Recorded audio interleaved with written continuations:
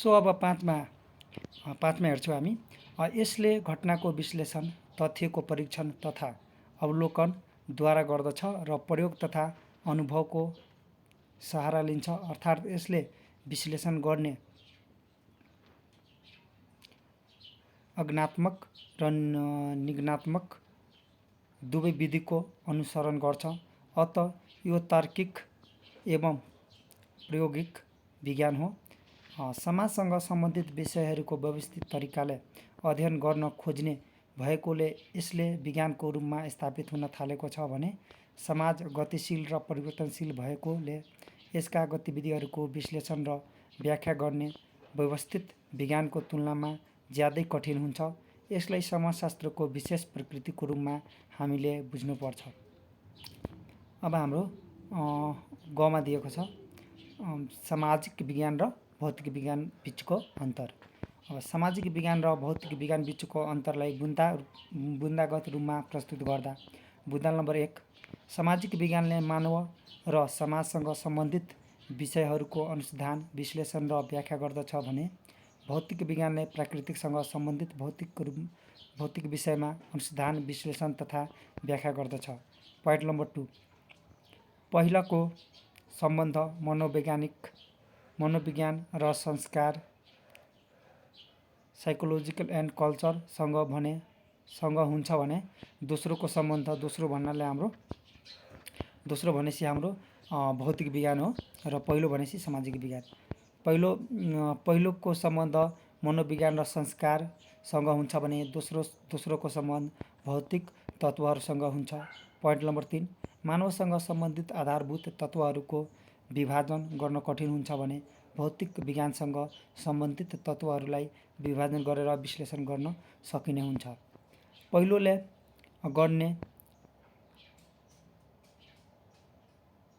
भविष्यको बारेमा अनुमान एवं कल्पना वा अन्दाजको रूपमा रहन्छ भने भौतिक विज्ञानसँग सम्बन्धित भविष्यवाणी निश्चित रूपमा गर्न सकिन्छ र चिरस्थायी हुन्छ। उपयुक्त भिन्नताहरू भए पनि दुवैले अनुसरण गर्ने वैज्ञानिक पद्धति र तथ्यको खोजी गर्ने प्राप्त ज्ञानको सत्यता परीक्षण गर्न सकिने, दुवै मानव उपयोगका लागि ज्ञान प्राप्त गर्ने आदि समानता पनि पाइन्छ। विज्ञानलाई राम्ररी बुझ्न निम्न अनुसारको तालिकाको प्रयोग गर्न सकिन्छ। विज्ञान हाम्रो रहेको छ दुईटा, एउटा सामाजिक विज्ञान र एउटा भौतिक विज्ञान। अब सामाजिक विज्ञानमा भनेपछि समाजशास्त्र र राजनीतिक शास्त्र। अब यसमा चाहिँ अर्थशास्त्र आउँछ र एउटा इतिहास।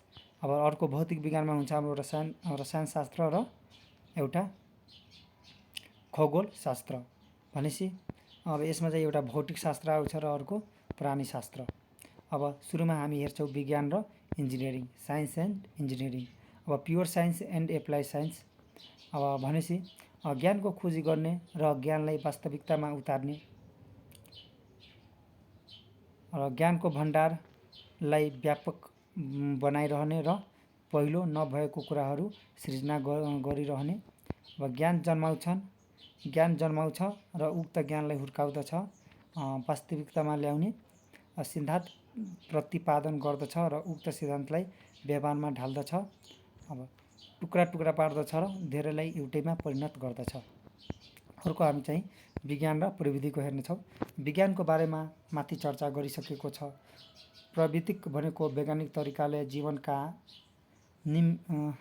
निम्ति आवश्यक निर्माणात्मक कार्य सञ्चालन गर्ने शास्त्र भनेर नेपाली शब्दकोशले प्रस्ट्याएको छ। मानिसले आफ्नो कार्यलाई सुगम बनाउनका लागि व्यवस्थित रूपमा हात हतियारको प्रयोग गरेको र त्यस क्रमलाई निरन्तर रूपमा जुक्ति यानि टेक्निक लगाएर अझ सुगम बनाउँदै लगिरहेका छन्। त्यसका लागि आवश्यक हतियार र जुक्तिलाई नै प्राविधिक भन्न सकिन्छ। जस्तै कम्प्युटर, मोबाइल, घडी, टिभी आदि। प्रविधिलाई परिष्कृत गर्न र नयाँ प्रविधिको विकास गर्न ज्ञानको खाँचोलाई विज्ञानले नै पुरा गर्ने। वैज्ञानिक ज्ञान जति परिष्कृत हुँदै जान्छ त्यति नै प्राविधिक परिष्कृत हुँदै जान्छ। यसरी विज्ञान र प्राविधिक बीच अन्धोन्याश्रित सम्बन्ध छ। विज्ञान र धर्म। विज्ञान र धर्मको बारेमा हामी हेर्नेछौँ। अब धर्म कुनै पनि समाजको अभिअङ्ग रहेको छ। विकसित समाजमा भन्दा अविकसित समाजमा धर्मले बलियो जरा गाडेको, अर्थात् समाजलाई धर्मले धेरै हदसम्म निर्देशित र नियन्त्रित गरेको। विकसित समाजले धर्मलाई लचिलो रूपमा स्वीकारेको हुन्छ भने अविकसित समाजले कठोर रूपमा धर्मको कट्टरपना र अन्धविश्वासलाई अँगालिरहेको हुन्छ। यसको कारण वैज्ञानिक ज्ञान वा विज्ञानको विस्तार हुनुले धर्मको कट्टरपना एवं अन्धविश्वासबाट मुक्त गराएर व्यावहारिकतातर्फ उन्मुख गराई सत्यको बोध गराउनु भएको छ। धर्म र विज्ञानलाई दुई विपरीत विषय मानिन सकिन्छ। धर्मलाई अन्धविश्वास र विज्ञानलाई सत्यको रूपमा हेरिन्छ। वैज्ञानिक पत्तिबाट पुष्टि गर्नु र धर्मले हरेक घटनालाई देवताको कार्यको रूपमा र परिमाणलाई पूजापाठको नतिजा मान्नु। धर्मले गर्ने नहुने कामलाई पापको संज्ञा दिन्छ भने विज्ञानले पुष्टि गरेर देखाउँछ। आजको युगमा विज्ञानले धर्मबाट अन्धविश्वास र अव्यावहारिकलाई हटाउन महत्त्वपूर्ण भूमिका निर्वाह गरेको छ। धर्मले भगवान मान्दछ भने विज्ञानले तथ्य मान्दछ। त्यसैगरी अब हामी चाहिँ विज्ञान र समाजको चाहिँ विशेषता हेर्नेछौँ हैन, फरक। भनेपछि अब विज्ञान र समाज बीच गहिरो सम्बन्ध रहेको, विज्ञान समाजको उपज रहेको छ। विज्ञानको आधारमा नै प्राविधिक अडेको र आजको समाज प्रविधिमा अडेको छ। समाजको विकासक्रम सँगसँगै प्रविधिको विकास अगाडि बढेको छ, जसको आधारशिला नै विज्ञान हो। विज्ञानको खोज बिना प्राविधिक अधुरो छ र प्राविधिक बिना आजको समाज अधुरो छ। तसर्थ विज्ञान बिना समाज अधुरो छ र समाज बिना विज्ञानको अस्तित्व नै छैन। त्यसैले कुनै पनि पेसा जस्तै इन्जिनियरिङ अपनाउन पनि सामाजिक ज्ञानको आवश्यकता पर्दछ। प्रत्येक व्यावहारिक ज्ञानलाई समाजमा नै उतार्नुपर्छ, जसले समाज स्वीकार्नु पर्दछ। प्रत्येक विषय वा पेसाको अन्तिम लक्ष्य मानव र समाज हुनुपर्छ र समाजको कल्याणमा समर्पित हुनुपर्छ। आधुनिक समाज विज्ञानको प्रगतिको आधारमा चल्दछ, अर्थात् वैज्ञानिक सिद्धान्त अनुसार समाजको विकास हुन्छ। यसरी नै यी दुई एकअर्काको अन्वयाश्रित रहन्छ। त्यसैगरी अर्को रहेको छ हाम्रो मानव र समाज। अब मानव र समाजमा हामी चाहिँ पोइन्ट त्यसको कमा हेर्छौँ हामी। समाज, संस्कृति, व्यक्तित्व, बानी, परम्परा र फेसन। सुरुमा हामी समाजको कुरा गर्छौँ। अब मानव सामाजिक प्राणी भएकाले मानव निर्मित समाज हुन्छ, जहाँ मानिसहरू परिवारमा मिलेर बस्छन्। मानिसहरू अन्य सामाजिक प्राणी, कमिला, हात्ती भन्दा यो अर्थमा भिन्न छ कि उसले आफ्नो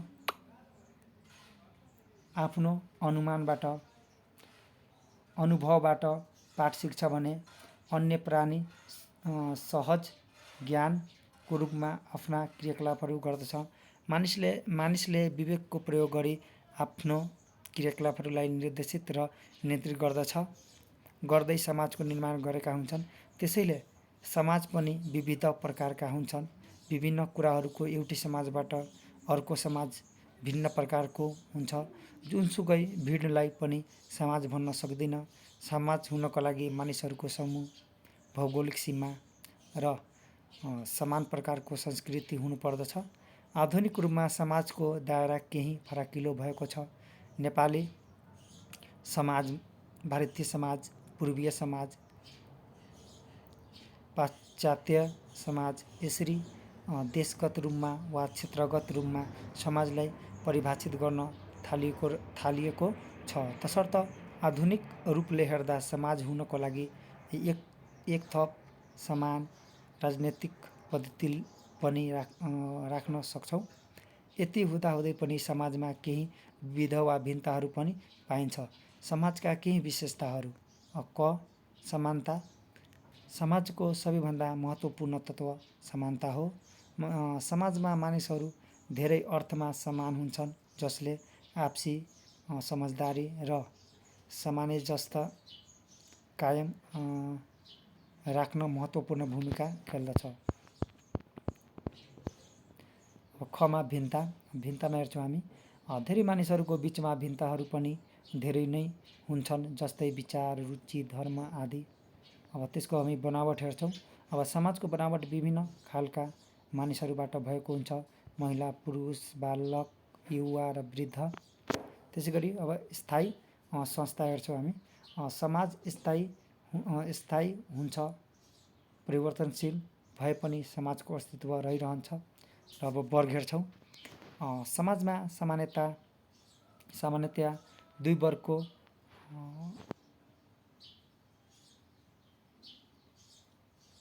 अव्यवस्थित रहन्छ, हुने, खाने वा धर्म वर्ग र नहुने वा गरिब वर्ग। एउटा जमिनदार हुन्छन् भने अर्को श्रमजीवी। उत्पादनमा सम्पूर्ण हक जमिनदारको हुने र मजदुर वर्गले मजदुरी बाबत ज्याला मात्र प्राप्त गर्ने हुँदा सधैँ हातमुख जोड्ने समस्याले गर्दा आफ्नो अधिकारको लागि यी दुई वर्गबीच वर्ग सङ्घर्ष हुने गर्दछ। अब अन्तर्सम्बन्ध समाजको पूर्णताको लागि सदस्यहरूबीच अन्तर्सम्बन्ध एवं सहयोगले महत्त्वपूर्ण भूमिका खेलेको हुन्छ। महिला, पुरुष, युवा, वृद्ध र बालकहरूबीचमा एक किसिमको बन्धन रहेको हुन्छ। अब हामी संस्कृतिको हेर्नेछौँ। धेरै समयदेखि देशकाल सापेक्ष भई आन्तरिक, औपचारिक तथा परम्परागत धारणाका रूपमा विकसित हुँदै आएको र आचार विचार, रहन सहर आदिको माध्यमले कुनै पनि राष्ट्र, समाज, जाति आदिको स्वरूप छुट्टिने यावत मान्यता, भावना, चिन्तन, मनन, भौतिक अभिव्यक्तिहरू समेतको समूह वा साधन हो संस्कृति। संस्कृति समाजको धरोहर हो। संस्कृतिले मानव समाजका सम्पूर्ण क्रियाकलापहरूलाई समेट्छ। मानवद्वारा सिर्जित र उपयोग गरिने भौतिक सामग्रीहरू जस्तै टिभी, कम्प्युटर, जहाज, पहिरन आदि भौतिक संस्कृतिमा नै पर्दछन् भने भाषा, विचार, विश्वास, नियम, व्यवहार, प्रचलन आदि अभौतिक संस्कृति यानि नन मटेरियल कल्चर अन्तर्गत पर्दछ। तसर्थ समाजभित्र मानवद्वारा गरिएका र गरिने सम्पूर्ण क्रियाकलापहरूको समग्र रूप नै कुनै पनि समाजको संस्कृति हो।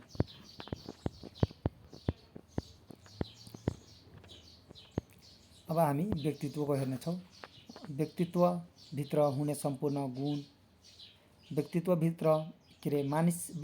भनेको मानिसभित्र हुने सम्पूर्ण गुण जुन उसका क्रियाकलापहरूमा झल्किनेलाई नै व्यक्तित्व मान्न सकिन्छ। मानिसमा निहित गुण, शिक्षा, शारीरिक बनोट, हिँडाइ, लवाइ खवाइ, बोली चाली आदिको समग्रतालाई नै मानिसको व्यक्तित्व भनिन्छ। व्यक्तित्व निर्धारण गर्ने तत्त्वहरू नम्बर कमा वंशानुगत गुण। अब